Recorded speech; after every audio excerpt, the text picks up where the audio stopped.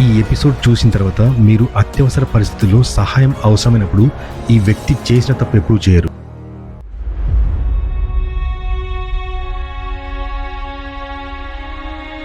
Global charts Telugu ప్రేక్షకులకి స్వాగతం. August 7, 1981 ఉదయం 34 ఏళ్ల wildlife photographer Carl McCunn Alaskan అడవుల్లో ఒక సరస్సు దగ్గర నిలబడి తన దగ్గరున్న బుల్లెట్ బాక్స్ని నీటిలో విసురుతాడు. ఇది కార్ల్ యొక్క 5 నెలల సోలో క్యాంపింగ్ ట్రిప్లో చివరి రోజు. ఇది నార్త్ అలాస్కాలోని చాలా మారుమూల ప్రాంతంలో ఉంది. ఈ ప్రాంతం ఆర్క్టిక్ సర్కిల్ లోపలికి వస్తుంది. ఇక్కడికి అతను ఒక ప్రైవేట్ విమానంలో వస్తాడు. అతను ఈ సరస్సు దగ్గర తన టెంట్ని వేసుకుంటాడు. ఈ ప్రాంతమంతా అడవులు మరియు మంచు పర్వతాలతో చుట్టబడి ఉంటుంది. ఈ 5 నెలల్లో అతను ఎవరితోనూ మాట్లాడలేదు, ఎవరిని చూడలేదు. ఇక్కడ ఫోన్లు లేవు, రోడ్స్ లేవు, ఫారెస్ట్ రేంజర్స్ ఎవరూ లేరు. ఈ ప్రాంతం నుండి కనీసం 150 కిలోమీటర్ల దూరం వరకు ఎవరూ ఉండరు. అంటే ఇది పూర్తిగా ఐసోలేటెడ్ ఏరియా. కార్ల్ ఆకాశం వైపు చూస్తూ ఏదైనా విమానం వస్తుందని శబ్దాన్ని వినడానికి ట్రై చేస్తాడు. కానీ అతనికి ఏ శబ్దం వినపడదు. అయితే ఏమీ వినపడకపోవడంతో అతను పెద్దగా ఆందోళన చెందడు. ఎందుకంటే కార్ల్ పికప్ డేట్ని అరేంజ్ చేశాడు, కానీ పికప్ టైంని చేయలేదు. అంటే ఈరోజు ఏ సమయంలోనైనా ప్లేన్ అతన్ని పికప్ చేసుకోవడానికి రావచ్చు. ఏ టైం వరకు వస్తుందో తెలియదు కనుక అతడు తన టెంట్ చుట్టుపక్కల ఉంటూ అన్ని వస్తువులను సర్దుకోవడం మొదలు పెడతాడు. అయితే ఆ రోజు తనను తీసుకెళ్లాల్సింది అతని స్నేహితుని విమానం అని గుర్తుకు వచ్చి అది చాలా చిన్న విమానం కనుక తన దగ్గరున్న అంత లగేజ్ అందులో పడుతుందో లేదో అని కొన్ని తీసేద్దామని నిర్ణయించుకుంటాడు. అయితే తన దగ్గరున్న బుల్లెట్ బాక్సెస్ ఇక అతనికి అవసరం లేదు కనుక వాటిని నీళ్ళలోకి విసిరేస్తాడు. అప్పుడు అకస్మాత్తుగా గాలి వీస్తుంది. కార్ల్ తన జాకెట్ జిప్ని పైకి అనుకుంటాడు. ఇది ఆర్క్టిక్ సర్కిల్లో వార్మ్ సీజన్, కానీ ఆర్క్టిక్ సర్కిల్లో వార్మ్ సీజన్ కూడా రాత్రిపూట ఫ్రీజింగ్ టెంపరేచర్స్ ఉంటాయి. అడవిలో ఒంటరిగా ట్రిప్కి రావడం, క్యాంపింగ్ చేయడం, వైల్డ్ లైఫ్ ఫోటోగ్రఫీ తీయడం కార్ల్కి చాలా ఇష్టం. అలాగే ఈ ట్రిప్ తర్వాత తన ఇంటికి వెళ్ళడానికి, స్నేహితులను మరియు కుటుంబ సభ్యులను కలవడానికి కూడా అంతే ఉత్సాహంగా ఉంటాడు. కార్ల్ తన దగ్గరున్న 6వ బుల్లెట్ బాక్స్ని నీటిలో పడేయబోతుండగా ఒక్కసారి దూరం నుంచి తోడేలు అరుస్తున్న శబ్దం వినిపిస్తుంది. అయితే తనను పికప్ చేసుకునే ప్లేన్ వచ్చేదాకా ఈ ఒక్క బుల్లెట్ బాక్స్ని తన దగ్గర ఉంచుకుంటాను అని డిసైడ్ అయ్యి దాన్ని అతని లగేజ్లో పెట్టేస్తాడు.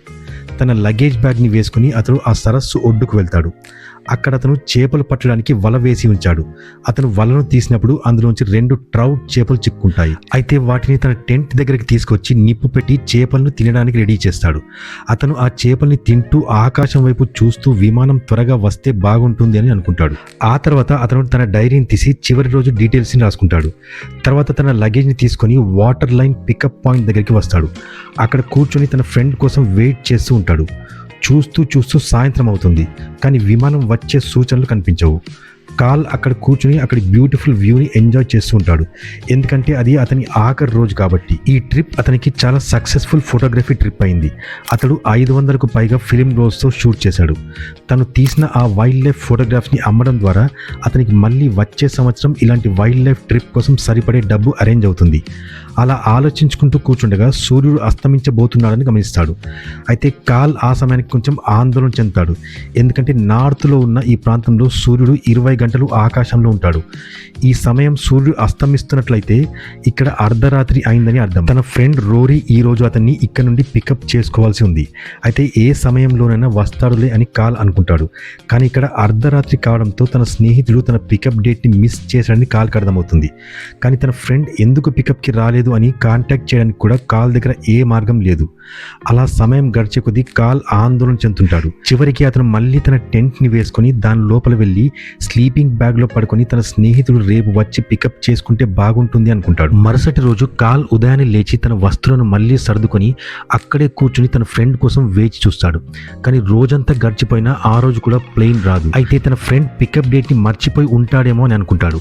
లేదా అతనికి ఏదైనా పని ఉండడం వల్ల రాలేకపోయాడేమో, వస్తాడులే అనుకుంటాడు. అలా 2 రోజులు గడిచిపోయినా అతన్ని పికప్ చేసుకోవడానికి ఎవరూ రారు. అయితే కార్ల్కి ఒక్కసారిగా ఒక విషయం గుర్తొస్తుంది. తన ఫ్రెండ్ రోరీతో తన పికప్ ప్లాన్ గురించి మాట్లాడుతున్న ఆ రోజు రాత్రి వారిద్దరు కూడా చాలా మద్యం తాగినట్లు గుర్తుకు వస్తుంది. ఆ సమయంలో తాగుతూ తన ఫ్రెండ్ రోరీని ఆగస్ట్ 7న నా ట్రిప్ చివరి రోజు నన్ను పికప్ చేస్తావా అని అడుగుతాడు. దానికి రోరీ ఓకే పికప్ చేసుకుంటాను, కానీ ఒక్కసారి నా స్కెడ్యూల్ చూసుకొని చెప్తాను, నేను 100% రాగలుగుతానా లేదా అని అంటాడు. అయితే కార్ల్ తన ట్రిప్ గురించి ఉన్న ఎక్సైట్మెంట్ ఇంకా అరేంజ్మెంట్స్లో తన ఫ్రెండ్ రోరీని మళ్ళీ అడగడం మర్చిపోతాడు. అయితే కార్ల్కి అప్పుడు అర్థమవుతుంది రోరీ డేట్స్ మిస్ కాలేదు, మర్చిపోలేదని. అసలు రోరీ అతన్ని పికప్ చేసుకోవడానికి రావట్లేదు అని. ఒకవేళ రోరీ రాకపోతే తనను ఇక్కడ నుండి వేరే విమానం తీసుకెళ్లే ఛాన్సెస్ 0% అని కాల్కు తెలుసు. ఎందుకంటే అతను అక్కడ గడిపిన వేసవి కాలం అంతా ఒక్క విమానం కూడా అక్కడ నుండి వెళ్ళలేదు. తన తండ్రి లేదా ఫ్రెండ్స్ ఎవరైనా అతన్ని మిస్సింగ్ రిపోర్ట్ ఫైల్ చేయొచ్చు అనుకుంటాడు. కానీ దానికి కూడా అవకాశం లేదు అని అతనికి అర్థమవుతుంది. ఎందుకంటే కాల్ చాలాసార్లు ఇలాంటి ట్రిప్స్కి వెళ్తూ ఉంటాడు. ఎప్పుడు ట్రిప్స్కి వెళ్ళేటప్పుడు తను ఎక్కడికి వెళ్తున్నాడు, ఎప్పుడు వస్తాడు ఎవరికి చెప్పడు. అయితే రీసెంట్గా కాల్ తన ట్రిప్కి వెళ్ళినప్పుడు అతడు రిటర్న్ డేట్స్ని మిస్ అయిపోతాడు. అలా తన అనుకున్న సమయానికి కాకుండా లేట్గా వస్తాడు. దాంతో అతని తండ్రి ఆందోళనతో పోలీసులకు ఫిర్యాదు చేస్తాడు. అయితే కాల్ తిరిగి వచ్చినప్పుడు తన తండ్రి మిస్సింగ్ కంప్లైంట్ ఇచ్చాడని తెలుసుకుని తన తండ్రికి ఇంకెప్పుడు అలా చేయొద్దని, ఎంత ఆలస్యమైన అథారిటీస్కి కంప్లైంట్ చేయొద్దని, తను ఎక్కడున్నా బాగానే ఉంటానని, కొద్దిగా లేట్ అయినా ఇంటికి వస్తానని చెప్తాడు. అంటే దీని అర్థం ఇప్పుడు కాల్ తన లిమిటెడ్ సామాగ్రితో మరియు ఒక్క ప్యాకెట్ బుల్లెట్ బాక్స్తో ఒంటరిగా ఈ అలాస్కాలోని క్రూరమైన శీతాకాలాన్ని ఎదుర్కోవాల్సి వస్తుంది. కొన్ని వారాల తర్వాత ఆగస్ట్ ఎండ్ అవుతుండగా కాల్ ఇంకా అలాస్కా అడవుల్లోనే చిక్కుకుపోయి ఉంటాడు. అప్పటికి తనకి తన స్నేహితుడు రక్షించడానికి రాడు అని కాల్కి పూర్తిగా అర్థమైపోతుంది. అయితే తన దగ్గర ఇప్పుడు రెండు మార్గాలు ఉన్నాయి. మొదటిది ఇక్కడే ఉండి రెస్క్యూ కోసం వేచి ఉండడం. అతనికి ఆహారం మరియు కట్టెలు ఎక్కడ దొరుకుతాయో తెలుసు. తను ఆకలితో లేదా చలితో చనిపోయే అవకాశం లేదు. ఈ మార్గం అతన్ని బ్రతికి ఉంచుతుంది కానీ అతన్ని ఇక్కడ నుండి బయటపడేలా చేయలేదు. రెండవ మార్గం ఏంటంటే అతన్ని లగేజ్ సదురుకొని 120 కిలోమీటర్లు నడిచి సమీప నగరమైన ఫోర్ట్ యుకాన్కు వెళ్ళడం. అక్కడ నుండి అతను తన ఇంటికి చేరుకోవచ్చు.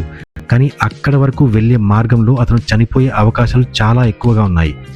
120 కిలోమీటర్ల హైకింగ్ చేస్తూ ఈ ప్రమాదకరమైన మంచు మార్గాన్ని దాటుతూ వెళ్తుండగా తన జారిపడే అవకాశాలు చాలా ఉన్నాయి, లేదా మంచు పర్వతాల్లో తప్పిపోయే అవకాశాలు కూడా ఉన్నాయి. అలాగే నడుస్తూ ఆహారాన్ని వెతకడం కూడా కష్టమైన పని. వచ్చేది శీతాకాలం కనుక వాతావరణం చాలా దారుణంగా ప్రాణాంతకంగా మారే అవకాశం ఉంది. అలాగే 120 కిలోమీటర్ల ప్రాంతం మొత్తం తోడేళ్లతో నిండి ఉంటుంది. అతని దగ్గర ఉన్న 2 మార్గాలు కూడా చాలా కష్టమైన మార్గాలని కాల్కి తెలుసు. అయితే రెండింట్లో ఏదైనా చూస్ చేసుకోవడానికి కాల్ దగ్గర చాలా తక్కువ సమయం ఉంది. ఎందుకంటే కఠినమైన ఆర్కిటిక్ వింటర్ వచ్చేస్తుంది కనుక. ఒకవేళ ఈ భయానకమైన హైకింగ్ చేస్తూ వెళ్ళాలంటే తను త్వరగా ఇక్కడ నుండి బయలుదేరాల్సి ఉంటుంది. అలా కాల్ ఏం చేయాలో అని ఆలోచిస్తుండగా అతను పెట్టిన కుందేలు ఉచ్చులో ఒక కుందేలు చిక్కుతుంది. దాన్ని తీసి టెంట్ వద్దకు తెచ్చి దాన్ని వండుకుని తింటాడు. అతను తింటుండగా ఇక్కడే ఉండి వెయిట్ చేయడం మంచిదేమో అనుకుంటాడు. ఎందుకంటే ఇక్కడ ఆహారం దొరుకుతుంది, కొన్ని రోజుల వరకు జీవించే అవకాశం ఉంది కాబట్టి ఇక్కడే ఉండాలని అనుకుంటాడు. కానీ ఇక్కడే ఉండి వెయిట్ చేయడం కూడా మంచిది కాదు అని కాల్ తెలుసు. ఎందుకంటే ఇక్కడే ఉండడం ద్వారా అతను ఆకలి నుండి తనను తాను కాపాడుకోగలుగుతాడు. కానీ తన చుట్టూ వేటాడే జంతువులు ఎక్కువ ఉన్నాయి. తన దగ్గర కేవలం ఒకే ఒక బుల్లెట్ బాక్స్ మిగిలింది. అలా ఆలోచిస్తున్న సమయంలో కాల్కి ఒక శబ్దం వినిపిస్తుంది. అది ఒక చిన్న విమాన శబ్దం. మొదటది తన భ్రమ అనుకుంటాడు. ఎందుకంటే అతను ఇక్కడికి వచ్చినప్పటి నుండి అతనికి ఎప్పుడు విమాన శబ్దం వినపడలేదు. కానీ అతను ఆకాశం వైపు చూసేసరికి విమానం తన క్యాంప్ సైట్ వైపు కిందకి వస్తుందని చూస్తాడు. కాబట్టి పరిగెత్తి తన బ్రైట్ కలర్ స్లీపింగ్ బ్యాగ్ని తీసి ప్లేన్ వైపు చూపిస్తూ పైలట్ దృష్టిని ఆకర్షించడానికి దాన్ని ఊపుతాడు. ఆ విమానం అలాస్కా స్ట్రైట్ ట్రూపర్స్కి చెందిన విమానం అని కాల్ గమనిస్తాడు. దీని అర్థం అతను కనిపించడం లేదని, అతని స్నేహితులు ఫిర్యాదు చేశాడని, పోలీసులు అతను రక్షించడానికి వచ్చారని అనుకుంటాడు. కొద్దిసేపటి తర్వాత విమానం అతని క్యాంప్ సైట్ కిందకు ఎంతగా వెళ్తుందంటే పైలట్ తన వైపు చూస్తున్నాడని కాల్కి అర్థమవుతుంది. ఆ సమయంలో ఉత్సాహంతో కాల్ తన పిడికిలిని గాలిలో పైకి పెట్టి చూపిస్తాడు. తనను రెస్క్యూ చేస్తున్నారు అనేదాన్ని కాల్ నమ్మలేకపోతాడు. పైలట్ ఇక ల్యాండింగ్ చేయబోతున్నాడు, తనని ఇంటికి తీసుకెళ్తాడు అనే ఉత్సాహంలో కాల్ విమానం వైపు చూస్తూ ఉంటాడు. విమానం కొద్ది దూరం వెళ్ళి యూటర్న్ తీసుకుని తన క్యాంప్ సైట్ వద్దకు వస్తుందని కాల్ గమనిస్తాడు. పైలట్ ల్యాండ్ చేయడానికి స్థలం కోసం చూస్తున్నాడని కాల్ అనుకుంటాడు. కాల్ తన క్యాంప్ సైట్కి పరిగెత్తి తన లగేజ్ అంతా సదురుకొని ఆ విమానాన్ని చూస్తూ అది ఎక్కడ ల్యాండ్ అవుతుందని గమనిస్తుంటాడు. కానీ అది ల్యాండ్ అవ్వదు. విమానం తన క్యాంప్ సైట్ మీదుగా దూరంగా ఎగురుతూ ఉంటుంది. ఆ తర్వాత కొద్దిసేపటికి విమానం అక్కడ నుండి వెళ్ళిపోతుంది. విమానం తిరిగి వస్తుందని కాల్ రోజంతా వెయిట్ చేస్తుంటాడు, కానీ అది తిరిగి రాదు. ఆ రాత్రి కాల్ తన టెంట్లో పడుకుంటాడు. అతనికి ఒకటే ఆలోచన, పైలట్ తనను చూశాడా లేదా అని డౌట్ వస్తుంది. ఒకవేళ చూస్తే అతను ఎందుకు ల్యాండ్ కాలేదు, ఎందుకు ఆగలేదు, ఒకవేళ ల్యాండింగ్కి పరిస్థితులు సరిపోలేదేమో అని అనుకుంటాడు. బహుశా పైలట్ వెనక్కి వెళ్ళి మరో విమానాన్ని తీసుకువస్తాడేమో అని అనుకుంటాడు. అలా ఆలోచిస్తూ నిద్ర పట్టకపోవడంతో ఏదైనా చదువుదామని లైట్ వెలిగించి వెతుకుతుంటాడు. కాల్ అక్కడ 5 నెలల నుంచి ఒంటరిగా ఉంటాడు కాబట్టి అతని దగ్గర ఉన్న ప్రతి మ్యాగజైన్ని అప్పటికే చాలాసార్లు చదివేశాడు. కొత్తగా చదవడానికి ఏమీ మిగలలేదు. అతను అలా వెతుకుతుండగా అతనికి తన హంటింగ్ లైసెన్స్ దొరుకుతుంది. అందులో చదవడానికి ఏమీ ఎక్సైటింగ్ లేదు, కానీ అతను దాన్ని అప్పటి వరకు సరిగ్గా చూడలేదు, చదవలేదు. అది రూల్స్ అండ్ రెగ్యులేషన్స్తో కూడిన ఒక చిన్న బుక్లెట్. అతను దాని పేజీలు తిప్పుకుంటూ చదువుతుండగా అతనికి ఒక దగ్గర తన గుండె ఆగిపోయినంత పని అవుతుంది. ఎంత పెద్ద పొరపాటు చేశాడో తెలుసుకుంటాడు. అది కన్ఫర్మ్ చేసుకోవడానికి దాన్ని మళ్ళీ 2-3 సార్లు చదువుతాడు. అక్కడ సరిగ్గా క్లియర్గా రాసి ఉంటుంది. అది చూసి అతను షాక్ అవుతాడు. ఆ విమానం పైలట్ అక్కడ ఎందుకు ఆగలేదో అతనికి అప్పుడు అర్థమవుతుంది. దాని తర్వాత కూడా కొన్ని రోజుల వరకు ఆ విమానాన్ని తిరిగి వస్తుందేమని కాల్ అనుకుంటాడు, కానీ అలా జరగదు. ఆ విమానం మళ్ళీ తిరిగి రాదు అని కాల్కి అర్థమైపోతుంది. ఇక్కడ నుండి హైకింగ్ చేసుకుంటూ వెళ్ళాలన్నా అప్పటికే వింటర్ స్టార్ట్ అయిపోయింది కనుక చాలా ఆలస్యం అయిపోయింది. అతను అక్కడే ఉండాలనుకున్నా అక్కడి సరస్సు మొత్తం గడ్డ కట్టిపోతుంది. అక్కడ చేపలు పట్టే అవకాశం కూడా లేదు. వేరే జంతువులను వేటాడదామన్నా అక్కడ ఉన్న తోడేళ్ళు అప్పటికే చాలా జంతువులను వేటాడి తింటూ ఉంటాయి. అయితే వేరే జంతువులు దొరికే అవకాశాలు చాలా తక్కువ. అలా అక్టోబర్ వరకు కాల్ చాలా నిరసించిపోతాడు. నవంబర్ వచ్చేసరికి కాల్ ఆకలితో అలమటిస్తుంటాడు. నవంబర్ 26న కాల్ తన డైరీలో ఏదో రాసుకుంటాడు. అతని దగ్గర ఇప్పుడు ఆహారం అయిపోయింది. ఇంకా ఆర్క్టిక్ వింటర్ చాలా ఎక్స్ట్రీమ్ అండ్ టఫ్గా తయారవుతుంది. అతని చేతి వేళ్ళు మరియు కాళ్ళ వేళ్ళు ఫ్రాస్ట్ బైట్తో నల్లగా మారిపోతుంటాయి. నీరసంగా అనారోగ్యంగా ఉంటూ ఉంటాడు. అతని దగ్గర ఇప్పుడు కాల్చడానికి కట్టెలు కూడా లేవు. అతని దగ్గర ఇప్పుడు లాస్ట్ ఒకే మార్గం ఉందని అతనికి అర్థమవుతుంది. తన డైరీలో చివరి మాటలు రాసుకుంటాడు. They said it won't hurt అని రాసుకుంటాడు. దానికి అర్థం ఇది నొప్పి కలిగించదు అని. అలా రాసి డైరీ పక్కన పెడతాడు. అతని రైఫిల్ తీసుకుంటాడు. దాని బుల్లెట్స్ బాక్స్ కూడా తీస్తాడు. ఆ తర్వాత కొద్ది సమయంలో ఆ ప్రాంతంలో ఒక బుల్లెట్ పేలిన శబ్దం వినిపిస్తుంది.